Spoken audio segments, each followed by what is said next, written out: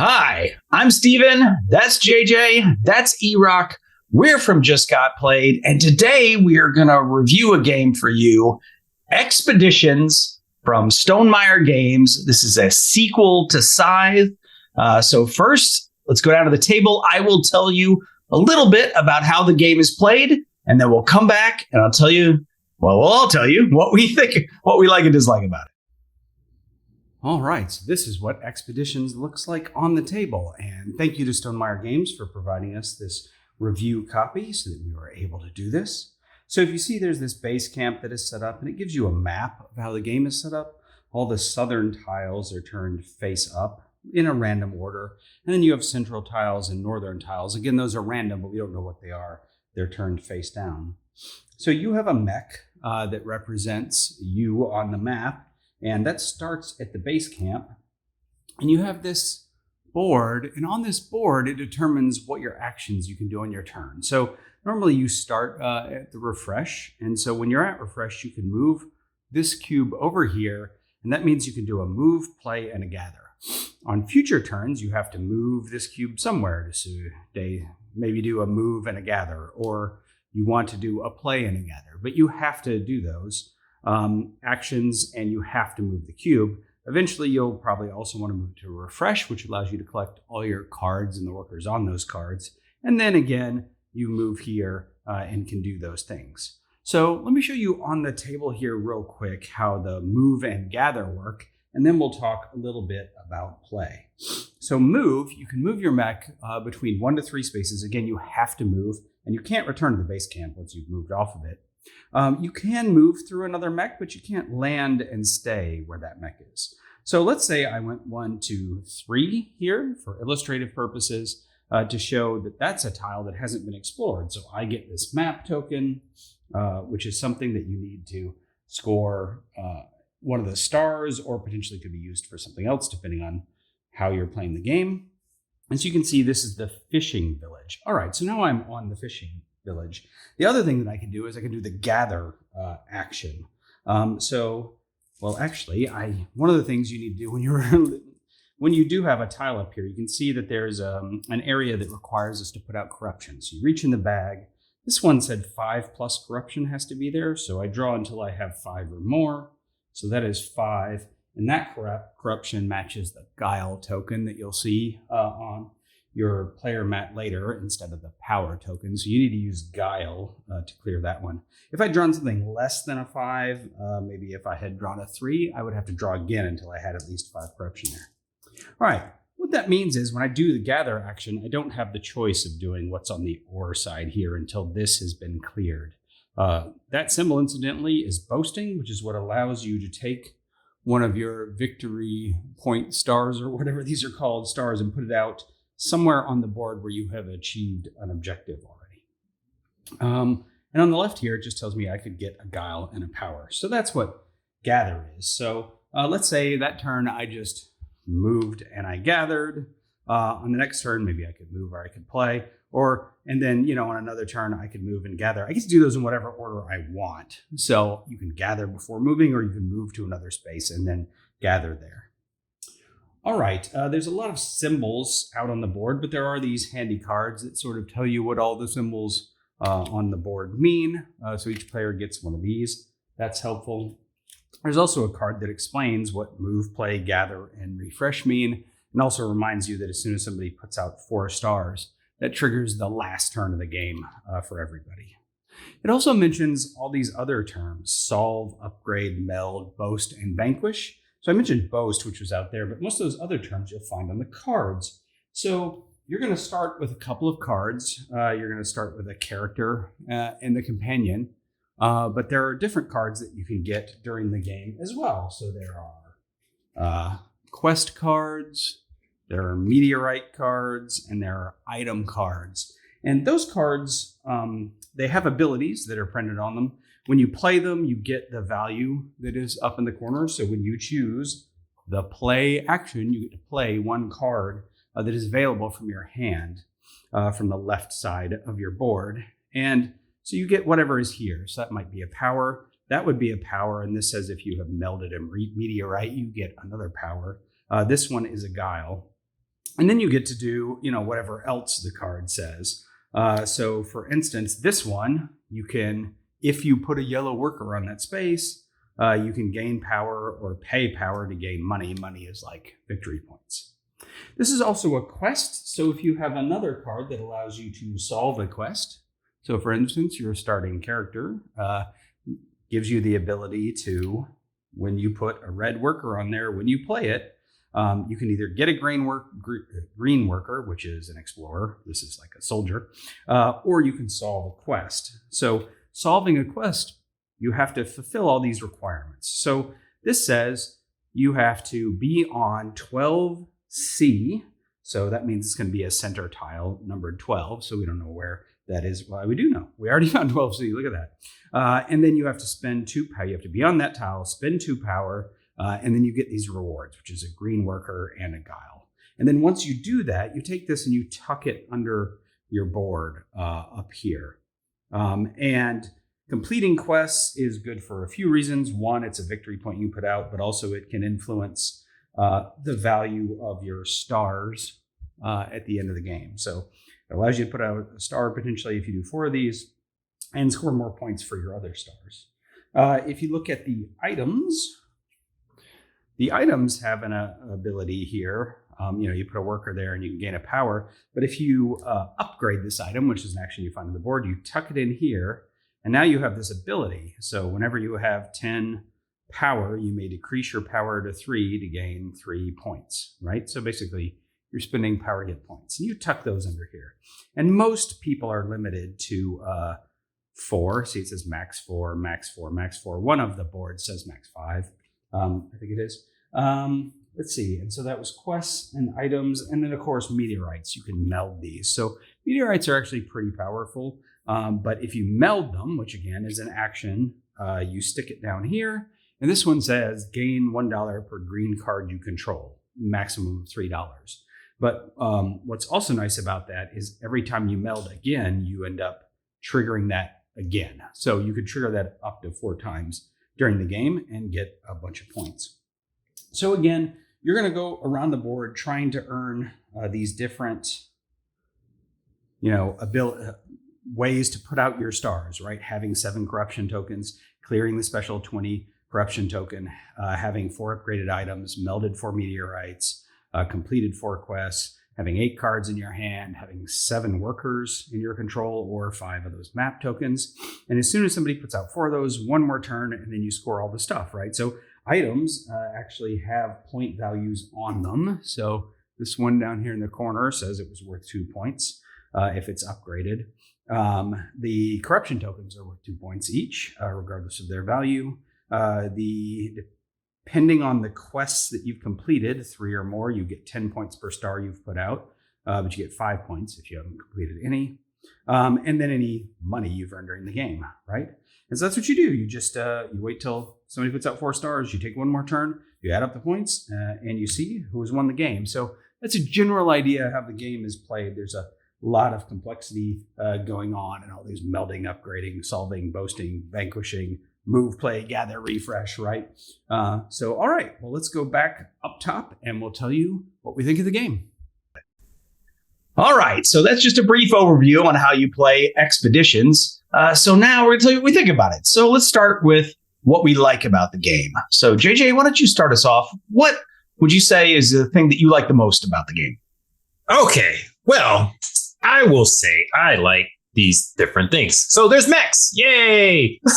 So first of all, I like to gripe a little bit with this little sequel to Scythe because sure, yeah, it's a sequel to Scythe. I mean, it has the same pictures and it has mechs on it. So yes, yeah, definitely a sequel to Scythe. It's in that universe. So yeah, as a sequel to Scythe, I will say the theme, if you played the Rise of Fenris Legacy version, you saw that they were introducing the Cthulhu or Old Ones mechanic, or whatever you want to call it, thematic thing on there. Spoiler! Yeah. So how long? No, you got 2 years, okay? You got 2 years. If you have not played the Fenris version of Scythe, I'm sorry, you're out for 2 years. That's all with me. That's it. Anything you see me on, 2 years. You got that first spoiler. Anyways, so that theme carried over into Expeditions. it's just expeditions, which is weird too. It's just expeditions. All right. Anyways, if you don't see the box, you don't know what game you're playing. But I like the theme of it, bringing the old ones in. People are corrupted in here instead of being, I forgot what it is in most Cthulhu games and Arkham Horror and all that stuff. So the theme is nice. The pictures are nice because if you played any of the Fenris expansion, the encounters that you have, the same artwork they use on the tiles in this game as was that in that game or whatever. And it's also 1 to 5 players. I don't know why you want to play it by yourself. It says 5 players, but don't play it at 5 players. We played it. The second time I played it was 3 players. That's a good sweet spot. I think it's a very good 3-player game because you have some kind of take that a little bit. It doesn't scale for the setup for that many, however many players. So I liked it at 3 players. It's great. You don't take everybody's spaces. Everybody has time to do all your different things. And then also you have player powers. Now the player powers, I actually think the player powers are more helpful than the player powers in Scythe. The player powers in Scythe, they're like, okay, I can kind of do it, whatever. I like the red faction. I forgot what the name of it was, but anyways, you can do the same action over and over again. Hasn't helped me win. I played 16 episodes in the Fenris, and I have not won a single one of those. And then the regular version of Scythe, I play with that faction, I still have not won. So the player powers in the expeditions are a whole lot better for helping you win. I think I won. No, I cheated in our game that we played, but whatever. I came close to winning this time compared to any games of Scythe. Let's just put it that way. I've gotten close to winning properly in expeditions than any time in Scythe. Let's put it that way. Okay.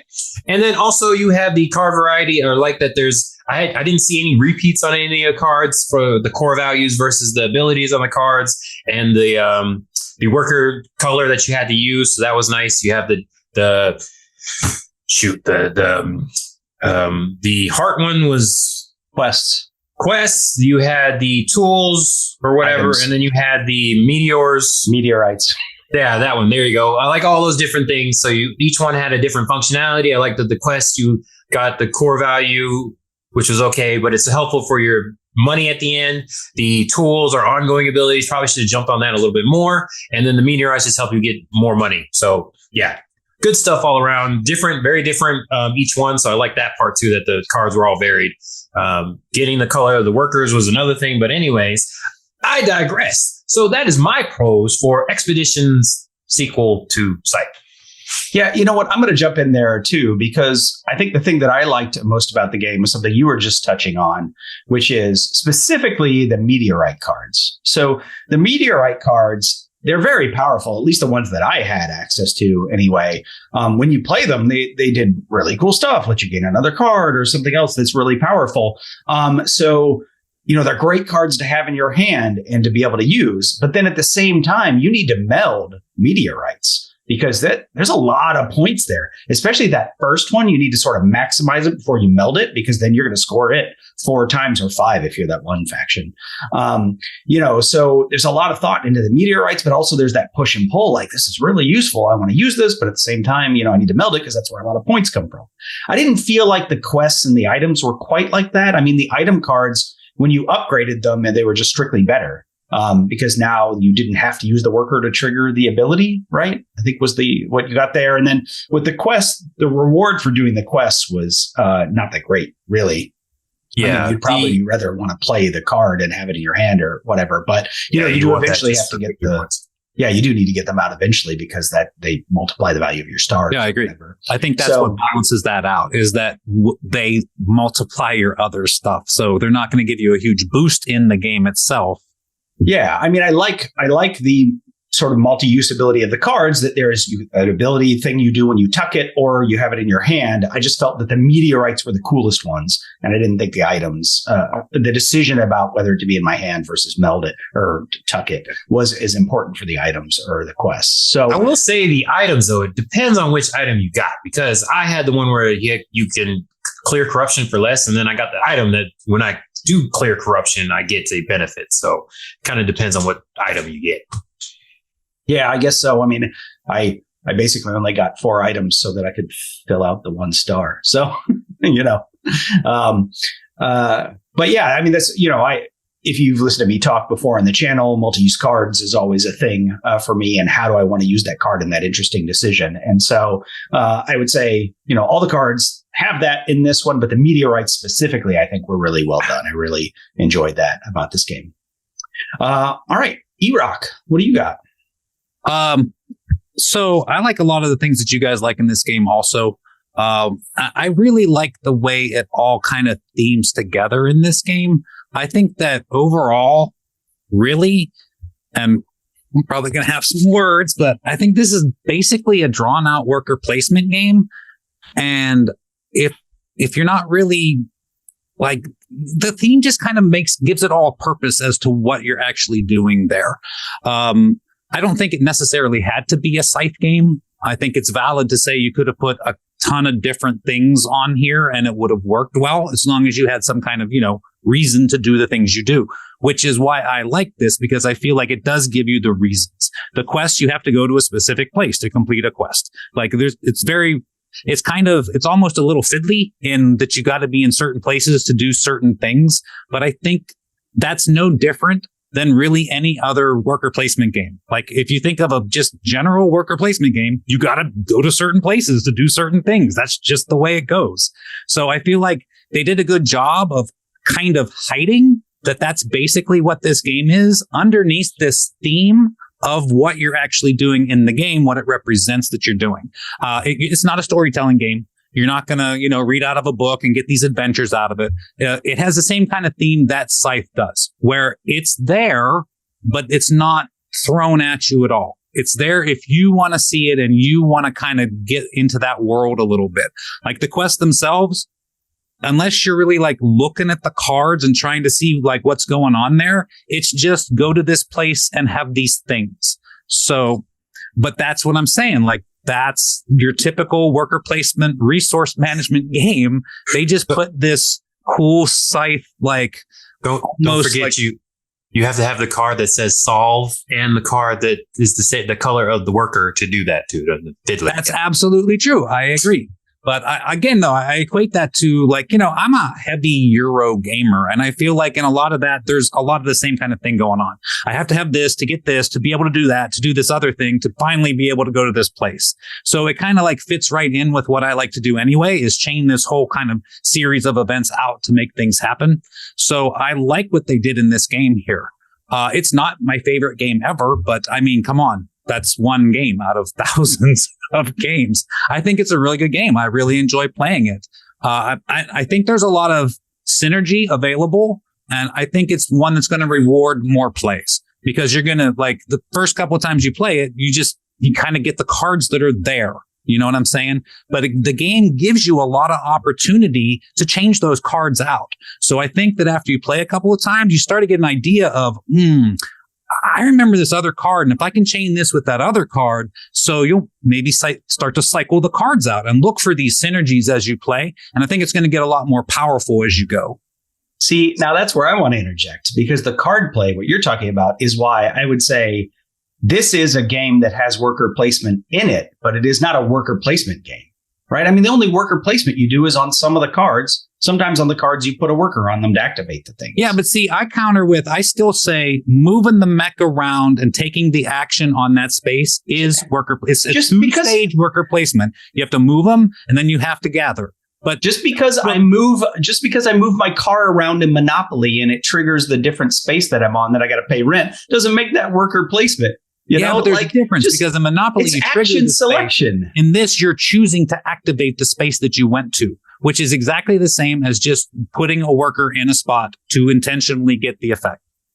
I mean, it does have the blocking, right? Which some people say is a requirement of worker placement. Some people say that bumping is another thing. But I don't know. To me, it's just the mech thing is action selection. And you definitely have all this card play, building up your card deck and tucking and, refreshing and all that has nothing to do with workers. So, no, I mean, again, it has worker placement in it. I just wouldn't describe it as a worker placement game. If we were doing a gaming through mechanisms on worker placement, this wouldn't be one. I agree with you there. It for sure wouldn't be one that I talked about for a worker placement. I just feel like that's what it is. I feel like underneath all of it, like the the bare bones and the heart of this thing is a worker placement game that they somehow like extrapolated over a couple of extra things going on here. And there's some card play. I agree with the card play, but I feel like everything's integrated into everything else anymore. You know, I used to be so like anti-Call to the New, but I've changed my mind. They're doing good things. They're mixing things together that are awesome. You know, I like mixing stuff together. Also, you know, how many players did you play with when you played? Four. So I played at 3. So I'm wondering the idea that I very, very rarely got blocked in where I wanted to move my mech or what I wanted to do. I mean, maybe once or twice it was like, oh, that's what I was going to do when you moved there. But so what? I just did something else, especially because there was that space. It's like activate the adjacent spaces, you know? So, but I feel like at 5, it maybe would have felt a lot more like a blocking worker placement game. Well, I feel at 4, it feels more like that. I feel at 4, a lot of the times you're like, oh man, I want to go to that space. Will you please move off that space? And then the person's like, no. And then doesn't move. You're like, so, you know, I feel like that's very much a part of this game. Yeah. As somebody played it at 5 and 3, yes, you get blocked at 5 players. 3 was not that bad, especially since we were more Careberry, as one of our members would like to say, because we were not just hanging out in the space that somebody actually needed. We just kind of moved off. At 5, you definitely have it where somebody's on the space and then also on the space where you can copy the other space. And it's a chain really reaction, right? Because like now he's in the space I want, so I'm going to this other space, but that was a space you wanted. So now it's like two guys back from, you know what I mean? Exactly. Yeah, that's how it happened in that one. So yeah, also, I would also like to point out, you know, the best website ever, BoardGameGeek. I don't see worker placement as one of the mechanisms. Just throwing it out. Well, that's because they are way too literal for their own good. I'm a visionary, sir. I just wanted to add my 2 cents in there. That's it. I just wanted to get in. I was playing the guy that wanted to jump in and just have his, opinion. Yeah.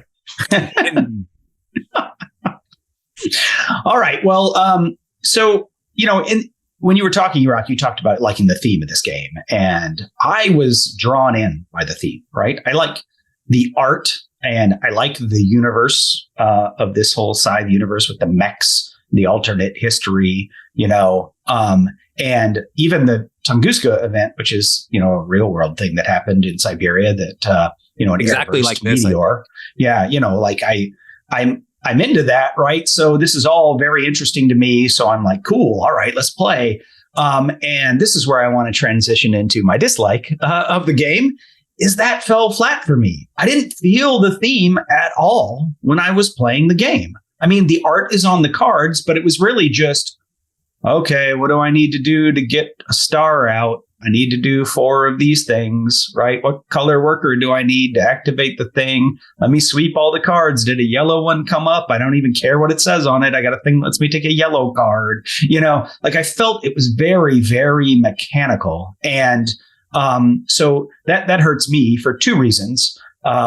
One, I really liked the theme and I wanted the theme to be front and center, right? You know, I can play games, they're completely abstract with no theme at all, and that's fine, but I thought this game was going to be full of themes. So it fell flat in that, regard. But then also, you know, I do like, when choosing a game, most likely I will choose a game that leans into the theme more than one that doesn't.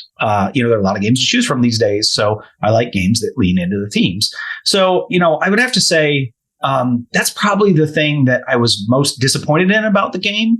The thing that I liked the least about it. I mean, maybe that's also sort of on me, right? I could have, you know, maybe spent a little more time paying attention to what the quest said or whatever, instead of just looking at the mechanics of the quest or whatever. But the game is very mechanical. You got to do these things to get these stars. You know, I melded for meteorites and I was like, having fun doing meteorites, and that's sort of the thing. But then it's like, well, you're done with that and you have to do something else now. You know, like, okay, I can't even play the game. I want to, you know, the thing I was enjoying, I can't even keep doing that, right? I got to go now do some other mechanical thing because the game says now I have to do that, not for any thematic reason, right? So, I mean, thematically, stars on a board, you know, like to win the game, I don't know. So, you know, that's it. That's it for me. I mean, that was the thing. Number one, I was disappointed in, and why the rating for me for this game isn't that high. I do like it better than Scythe, though. I will say that. Well, I'm going to take over here, sir, because I feel like it's not your fault is what I'm trying to say here. Like it's not on you that you weren't sucked into the theming of this game. You know what I'm saying? Like you experience it as you experience it. It's not like you sat down and said, I refuse to look at the art. I refuse to think about what's going on in this game. I'm just going to be blind to it. No, it's one of the things that I really like about the game, but I get it because I kind of have two minor quibbles about this game. And number one is that I feel like it gets in its own way because there is a cool game here going on. If you like kind of pick up and deliver, kind of worker placement, kind of resource management, that's pretty much what this game is. And if you like that kind of a thing, I feel like it's here. That's what the bare bones of, that's what's going on here. But I feel like it's getting in its own way here because it's giving you like these complex ideas of what's supposedly going on in this world to try to meld into these actions that you're taking. Now, I enjoyed that because I kind of got into that world. I got into that world in Scythe and I kind of carried it over through to here. So it made sense to me. But if you're not coming in with that, I think you're going to have a hard time melding the actual theme and the mechanisms together. It's not easy. It's almost a barrier to entry, I feel like, because I don't think any part of this game is that hard, but it's almost confusing. It's like, why? And this kind of melds into my second minor quibble. It gets a little bit confusing what cards go where. And because a lot of time, and maybe it's just a whole lot of playing other games, but I kept wanting to put the cards I got in my active pile. And like, I had to like keep catching myself. I'm like, no, it doesn't go there. It goes over here, so, and then, but only sometimes it does go. And, so I feel like that's another one of those things where like I completed this objective. Let me put out a star. Oh, no, that's an action to put out the star. Whoops. It's an action to put out the star. Right. I mean, I also hear what you're saying about all that, but I feel like that's absolutely Scythe. The things that you said, like, yeah, Scythe's the same way. You only get like 1 star for this. You get 1 star for this. Once you've done that, do something else because you're not going to get any more stars for that kind of a thing. So I feel like that absolutely fits in with being the Scythe 2 or the sequel or whatever. I feel like that absolutely carries over. If you like that thing about Scythe, which is one of the things I like about Scythe, is that it forces you to do different things. A lot of people really like to do one thing greatly. These games will not let you do that. Like you said, you could have a whole meteor engine going, but it doesn't matter because as soon as you mount 4 of them, you're done. Do something else now. But I kind of like doing a whole bunch of other different things. So it gives me incentive to be like, all right, let's cap this off. And then we can go work on this other thing. So I kind of enjoy that.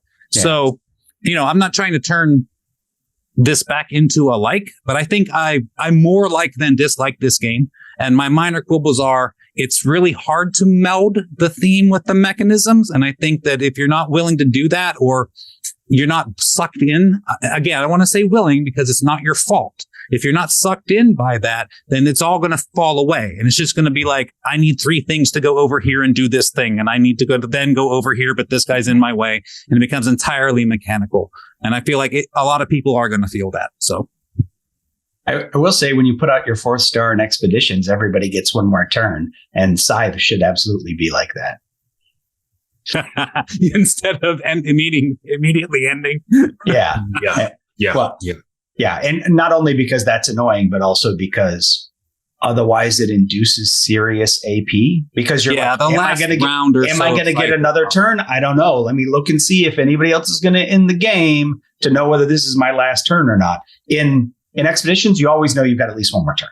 Yeah, absolutely. Right? I actually agree with you 100%. In fact, it's even worse in Scythe because not only are you worried about who's going to end the game, but if you're one of the people that can, you have to really math it out to figure out if you're actually going to end the game. Because being that everything's visible at all the times, everything's visible. You can see all the points. And if you're one of the people in contention, you have to math it out. Because very well, I could end the game, but that doesn't necessarily mean I'm going to win if I end the game. So there's a whole lot of like extra math on top of it. It's basically Power Grid at the end. But I like that. I like that extra round of, oh my God, it's so crunchy. But a lot of people aren't going to like that. Yeah. And then now we're talking about Scythe for 5 minutes because I know. All right. Well, it's a sequel to Scythe. It says Scythe on the box. That's true. Oh yeah, we didn't invent this comparison. So JJ, what is it that you dislike about the game? Nothing. It's great. So I don't know why everybody keeps talking about theme. It's very thematic. You have stars like in Scythe. So there you go. Yeah, that makes it like Scythe. Yeah. Also, by the way, Erock, good job of using meld in there since it's one of the actions. So good job. Thank you. Very, very good. Yes, very good.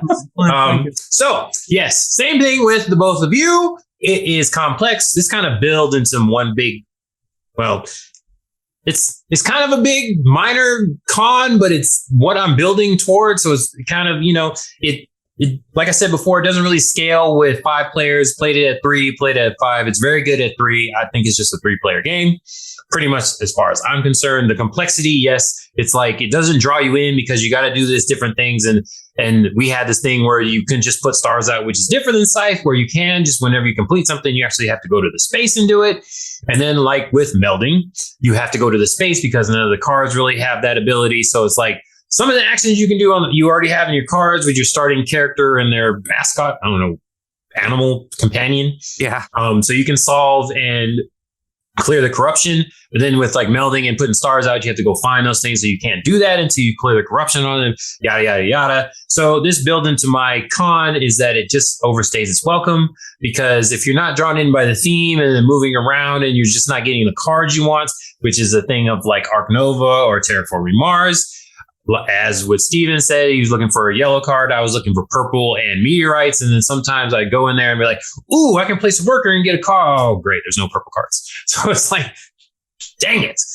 So at that point, unless the cards actually come out that you can use your abilities, it just ends up overstaying its welcome. Because eventually I was just at the point where I needed my last star, the second to last star. And I was like, it's going to take me like 3 turns to complete this. I just need to, I got to get to 4 meteorites or 4 items. And I need the cards, but they're not there. I need a meteorite card and it's not there. So yeah, that's my thing. It just ends up overstaying its welcome. And I just will not play it at 5 because of that, because if we were playing at 5 players, I'm pretty sure somebody would be on my space. Luckily, the other 2 people that we were playing with in the 3-player game were just on the other side of the board. So I'm like, cool, I can stay over here. It would take them 2 turns to get over here anyway. So I'll just sit here and wait. And there was times where I was just like playing and gathering because I didn't want to move because I needed to sit on that space. So yeah, that type of thing. But yeah, I'm going to jump on your bandwagon here because most games scale. Most games, you put out less tiles for less people and you put out more tiles for more people. And this game, you do not. You use exactly the same amount of tiles for the same player count. So I agree with you. A 5-player game, you're going to get in each other's way and it's going to actually draw the game out longer. Instead of it being like 20 minutes per player, like most games are, I think it's going to extend the game farther the more people you get because you're going to get in each other's way more, which is going to prevent you from doing the things you need to do to actually end and win the game. So I agree with that. And it says 60 to 90 minutes, which you might as well just throw that out there. I mean, 1 player could probably be 60 minutes. I don't know, like even with 2 players, I'd be shocked if you can get it done in 90 minutes. Because like I was saying, there's spaces towards the end where you just want to sit on that space because you need to keep doing the thing. Like, because there was, a couple spaces that had the meld and I'm like, I just need my 4th star. Let me get this 4th meteorite. And I was like, I got to get the card and then I can play the card. So I just need to sit here so I can do the meld action. So yeah. I don't know how 60 to 90 minutes. I don't even understand that. But that's pretty much it. It just overstays its welcome at that point. It's like, all right, you know what? This is what I'm going to do for the next 3 turns. So do we want to keep playing or, because I'm already here on the space. You can't knock me off the space. So yeah. Well, you do have to move eventually. I mean. You have to move. Yeah, do, but you can stay there for a couple of turns and then refresh. Yeah, you could. Once you refresh, then the next thing is you have to move. Yeah. But you can play. But if you refresh though, you can play and then gather before you move. So that helps a little bit. So and then you just move to the other you melt. You can camp out a little bit. You can camp out for long enough that it's super annoying. I agree. Yeah. And hopefully whatever card you're trying to do, like I got fortunate, I grabbed a quest that was within movable distance so I could meld and then move to so whatever. Anyways, that's my con. as far as that's concerned. So, I forgot to mention this at the top, but we did actually get a review copy of this game. So this copy that we got came from Stonemaier Games. So thanks to Stonemaier for sending us that. But thank you, Stonemaier. I did also find it curious that I played this game. We played the review copy. JJ and I played it at my house. And I didn't see you trying to slip it under your arm when you left, JJ. Not looking to add this one to your collection, are you? So, first of all, I will say that review, thank you very much, Stonemaier. It's a great game. I will play it at 3 players and nothing more. But I will play it again. I will say that I will play it again because after my 5-person, I'm like, okay, this has to be. When I was playing at the 5-player, it was very much like, ooh, this is great. But then towards the end of the game, everybody at the table was like, no, they went and canceled their orders. But it is still a good game, just not at 5 players. So no, I will not be taking this under my arm from your house, but I will play it if somebody else has it. Yeah, I would say that this is a solid game. I would not add it to my collection. I would not suggest it. I would suggest something else, I think, probably in every situation. But I would play it if somebody wanted to play it. I would play it with them. Yeah. Well, I'm probably on the high end of the spectrum because I actually enjoy this game quite a bit. I thought it was really cool, actually. Like I said, it just kind of, in a weird way, it fits into my wheelhouse because it's kind of very procedural in what you got to do. And I just really enjoy that kind of a game. And then they threw a pretty theme on it. It's like this procedural heavy Euro almost. And I like the theme. So I really like this game. I will say for future hopeful cross fingers, if they do a legacy version of this, I would definitely be down to play that. So if they did something, I think there's already at least one expansion in the pipeline for this game. Stonemaier is pretty good about because all you got to do is throw some more tiles in, and it would just totally mix everything up. Yep. Well, and more asymmetric player powers, more cards. There's a lot. You could even throw in a new type of worker, right? I mean, you could do all kinds of stuff with this space they've got here. So I'm curious what they do. Hopefully, they'll do something pretty innovative rather than just more. The standard. Especially Stonemeier's really good. I'm a fan of them. So especially since in the Fenris, I'm going to spoil it some more. You only got a little tasting. Yeah, you only got a little tasting of the corruption. So we have no idea where that's going to go. So hopefully there's like Rise of Dark Ones for the regular Scythe version, and then they carry over. Oh, that'd be great if there was a sequel to the sequel of the Legacy into Expeditions. Then I'd be very excited for this. So just like with Scythe, not really wanting to play the base game too much, I kind of played it enough. But if there's a legacy, I'm going to play that. And then if there's a legacy in this, I'll definitely play that. All right, cool. Well, I am Steven. That is JJ. That is Erock. These are our thoughts on Expeditions. If you want to hear more of our thoughts about board games, you can hit the subscribe button. You can also come talk to us and ask us questions. Look in the description of the video down below. There is a link to our Discord channel. We're in there chatting about games all the time. Or you can just leave us a comment here on YouTube if you want. But all that stuff helps us out, interacting with us. We appreciate it. But until the next time, thanks for joining us. I'm just going to throw in real quick. Babe bought us the metal mech version, so it's on the way. Thank you, babe. Love you, babe. All right. Wow, fancy. I guess I haven't found a home for the review copy yet. Then, all right. I was going to send it to you, but now you don't even need it. All right. All right. Thanks, everybody.